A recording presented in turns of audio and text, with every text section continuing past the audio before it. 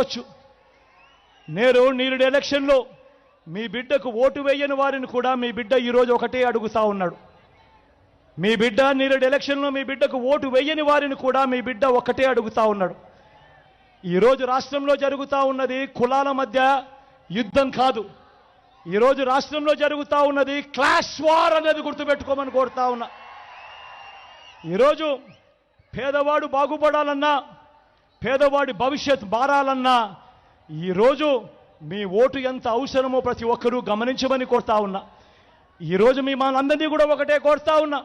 నాకు ఓటు వేయని వారిని కూడా ఒకటి అడుగుతా ఉన్నా.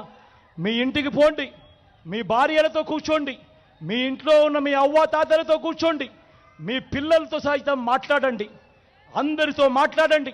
మాట్లాడి ఎవరి హయాంలో ఎవరి వల్ల మంచి జరిగింది, ఎవరు ఉంటే ఆ మంచి కొనసాగుతుంది అన్నదే ప్రతి ఒక్కరూ ఆలోచన చేసి ఆ తర్వాతే ఓటు ఎవరికి వేయాలో నిర్ణయం తీసుకోండి అని మిమ్మల్ని అందరినీ కూడా కోరుతూ, వాలంటీర్లు మళ్ళీ ఇంటికే రావాలన్నా, పేదవాడి భవిష్యత్ మారాలన్నా, లంచాలు వివక్ష లేని పాలన జరగాలన్నా, మన పిల్లలు వారి చదువులు వారి బడులు బాగుపడాలన్నా, మన వ్యవసాయము మన హాస్పిటల్ను మెరుగుపడాలన్నా ప్రతి ఒక్కరూ కూడా ఏం చేయాలి?